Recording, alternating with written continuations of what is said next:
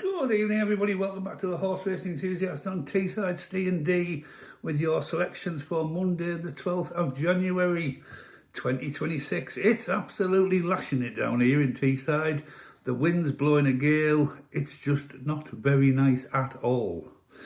Right, get your pens and papers ready, or make sure you watch this video a couple of times because there's a lot to take in. It's been a head battering session, this one, over a good 3 hours. It's been tough. If the racing tomorrow isn't the best, I've got to be honest. It really isn't. There's two all-weather race beatings, but they're tough. I'm not going to lie, they're really tough. So I haven't got a lock for tomorrow, because I've been right strict with it. I'm not going to give out horses willy-nilly just for the sake of giving out horses. I've got to have some foundation behind them. I've got to have some reason to be hopeful that there's at least a place there. So based on that information and that information alone, let's crack on, shall we? Now, starting with the back form system, I'm going to cover both systems again tonight in one video. I just think it makes sense to do that. In the Lingfield 340, now I know it won last time out last week for us, and I was very confident about it then, but it's not the most consistent of horses. It is number 5 on the race card, and it's a repertoire.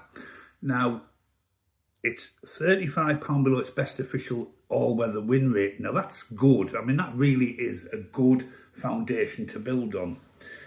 It's already been put up £1 for its first last time out, so that's extremely encouraging.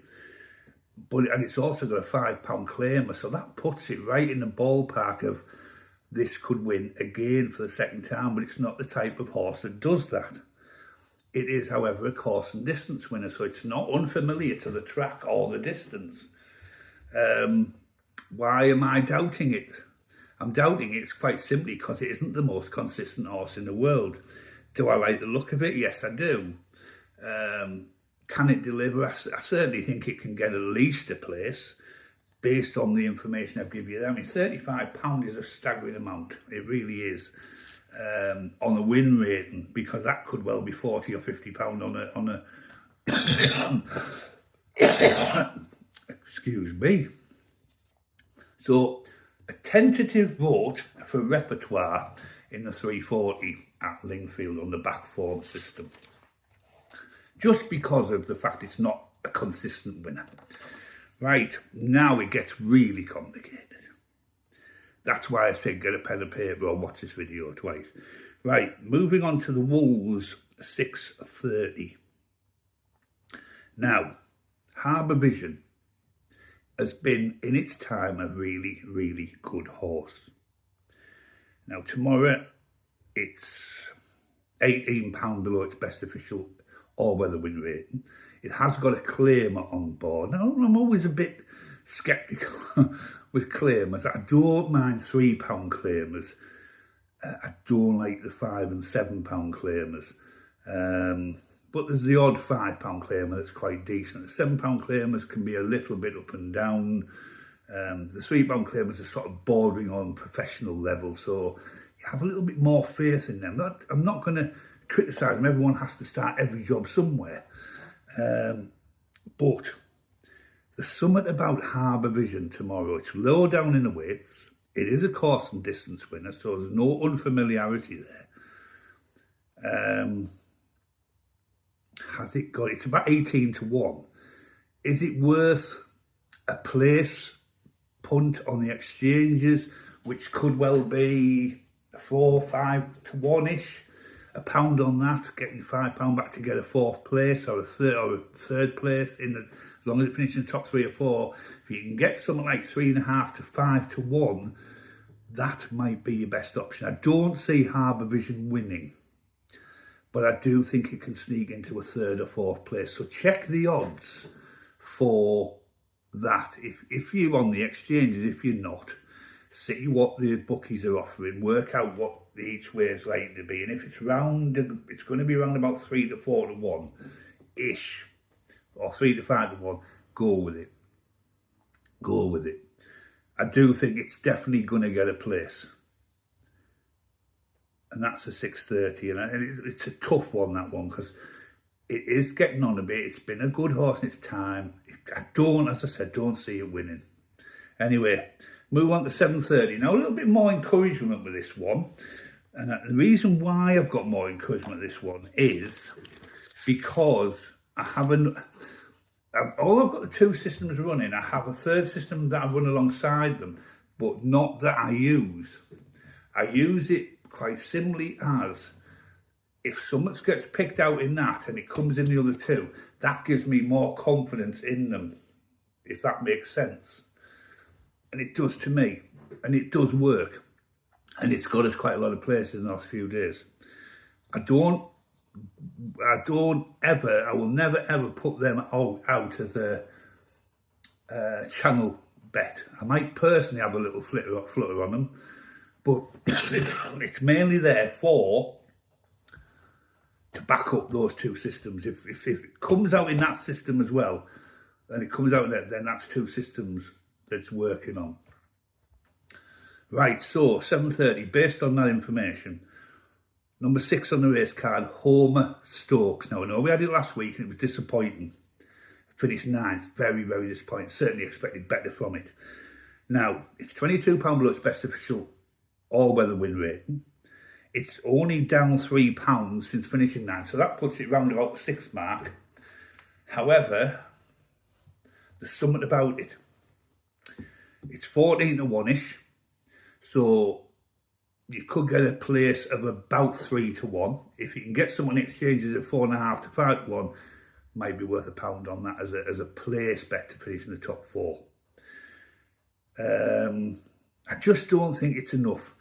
If it had finished 6th last time out and lost £3, dropped £3, I'd have been more confident about it. But under the other system, which is basically long shots, but as I said, it's only used to back up these two systems to see if we're getting 2 gradings. It is there. And it's enough. It's £12 below the last time it won. But that was on the turf, not on the all-weather. It's only £6 below when it won on the all-weather. So a tentative vote again for Homer Stokes. I'll certainly be backing it, but I'm going to be looking to see if I can get a decent finishing in the top 4 places, because I'm not convinced it can win. Not from 9th last time out, but we see it so many times, don't we? Have a really bad run and then after a good run, and then they come in and have a great run. So it's one of them, you've got to make your own mind up. It obviously is always your choice anyway. Right, that's the end of the back form, so there's not a lot there. There's only 3. And that was hard work. That was hard work. Right, moving on to the 4-step system. The 240 Roman Emperor, number 2 on the race card. Now, I can tell you now, it's 152 points, based on a point system, ahead of its nearest rival. It's also joint top weight, which with this system is a good thing. It's a really good thing, because that's what you're looking at here. You're looking at one of the top weights.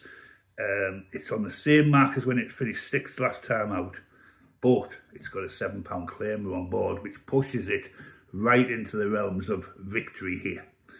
But can it do it? It's not a bad price, 11 to 2, 6 to 1. I think it's got a chance. 3 tipsters in the Racing Post also go for it. So that gives me some encouragement there.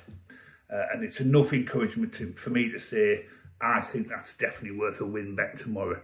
I don't think you're going to get good odds on a place, but it's certainly worth checking out if you are on the Betfair exchanges. But that is way, way ahead of its nearest rival in that race on the 4-step system. Right,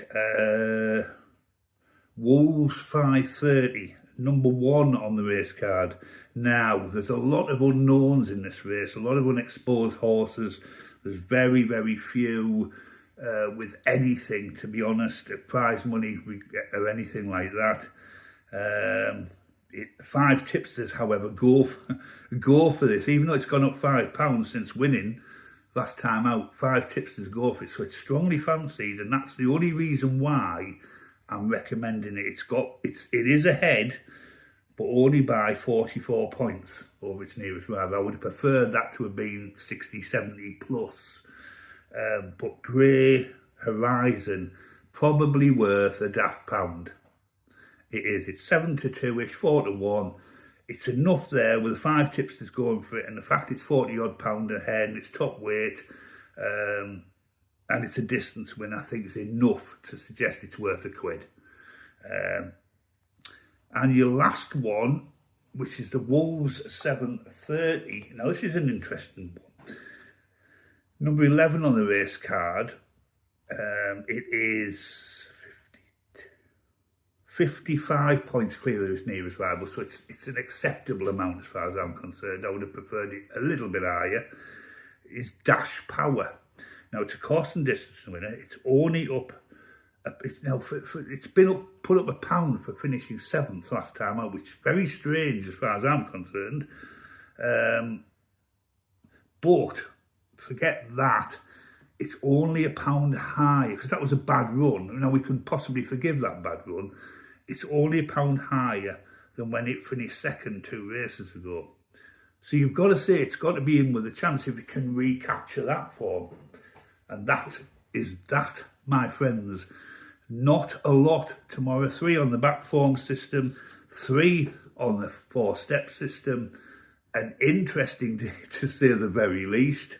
I've used another system to back it up, to make sure that there's more information given to me that I'm seeing all the time to justify saying to you people, it's worth this or it's worth that.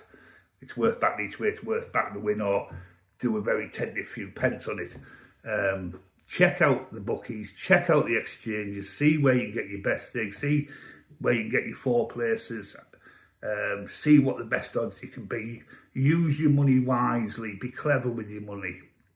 You know, a lot of you work hard for that money and you want rewards, but you want a bit of entertainment and enjoyment too, and it's got to be fun.